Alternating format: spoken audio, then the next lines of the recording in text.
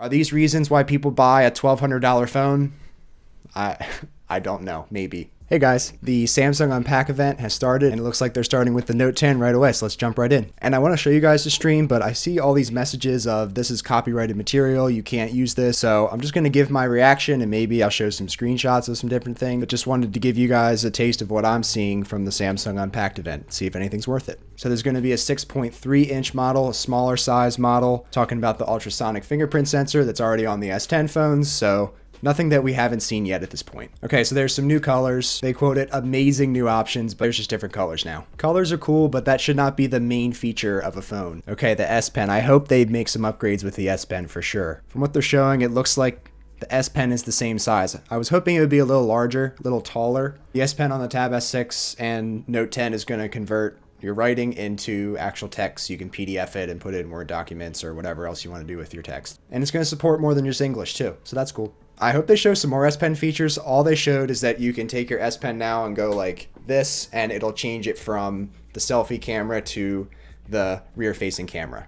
Woo. Okay, cool. They're checking out the Tab S6 now. This is the tablet that they just showed off about a week ago. And again, if you're following this stuff, nothing new so far. They're just showing a promo of an artist using the Tab S6 for all of her painting needs. She's holding the tablet while painting, which I don't think anybody would do that. I will say the attached keyboard looks really nice. It looks like an actual keyboard opposed to the Apple's Folio keyboard, which aren't even keys in my opinion. It also has a trackpad, which I think a lot of people are interested in. I don't know why, but I feel like Samsung's approach to selling a lot of their products is just so you don't have to interact with other people. Just interact with other people less and interact with our products more. The lady's talking about how she can now take pictures on her own and she doesn't have to ask anybody. She finished it off by saying she's not going to be solo on her next solo trip because she's going to have the Note 10 with her. It's going to be her companion. Whoa, okay. So they did have play and pause controls before with controlling media on the S Pen, but now they're saying that you can do a gesture like back, forward, to skip and reverse, so woo. And the crowd didn't really react that much either because these are features that were already there. They just added some gestures. And it looks like they've moved on from the S Pen, so no more S Pen features. Okay, so they're talking about the cameras now on the Note 10, and I hope there are some good improvements on the Note 10's camera for sure.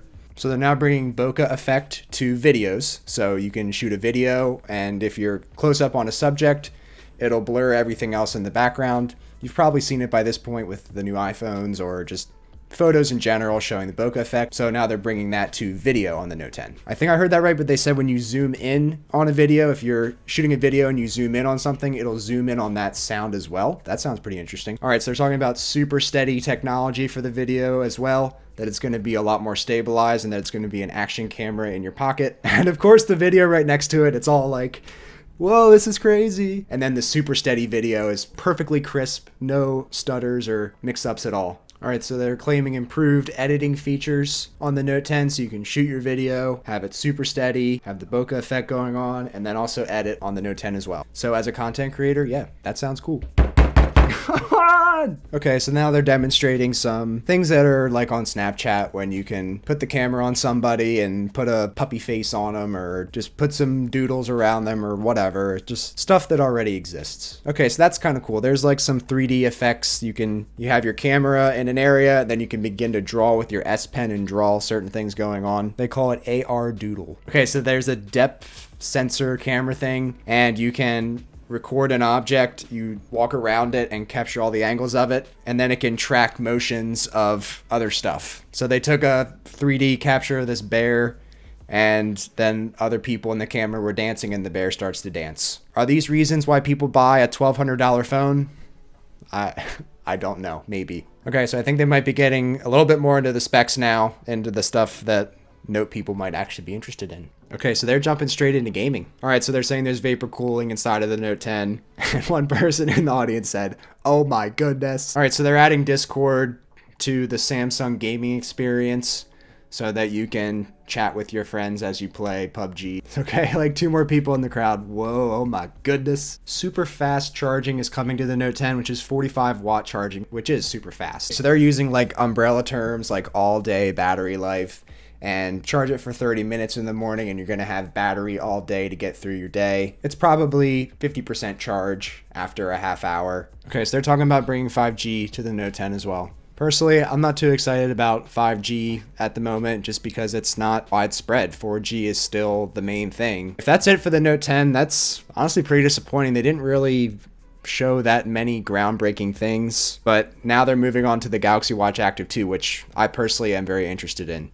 I didn't have any interest in the first Galaxy Watch Active. I just didn't like the large bezel. Now the bezel, you can now rotate, same to the Galaxy Watches where you have a rotating bezel. It's now just a digital rotating bezel, which I think is really cool. And it's coming in smaller sizes too, which could be more appealing. This is the 46 millimeter size and it covers my whole entire wrist. So maybe like a 44 millimeter or a 40 millimeter size would be more preferable to most people. So I think this is going to be a really successful watch in my opinion. Okay, so the Galaxy Watch Active 2 is going to be available September 13th. Starts at $279, so a little more expensive than the original Galaxy Watch Active. And the Tab S6 is going to be here in a couple weeks, August 23rd, and that's going to start at $649. And I can guarantee you that does not include the type cover. Okay, so they're claiming to have improved the DeX experience. Let's see what they've actually improved. Okay, so supposedly they're teaming up with Microsoft. We'll see.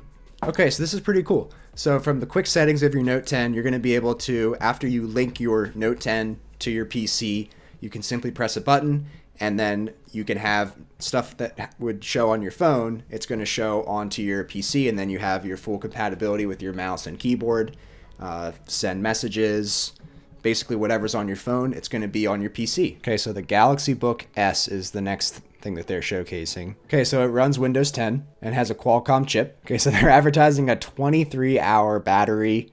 I mean, we know how laptop batteries work. They just don't last that long. Okay, so the Note 10 charger Type-C can then just charge the laptop or Book S or whatever they're going to call it. They said it's the feeling of a laptop, but the power of a smartphone, and that it's a revolution in mobile computing. So they didn't really talk too much about the specs, but they said it's going to be available in September, and it's going to start at $999.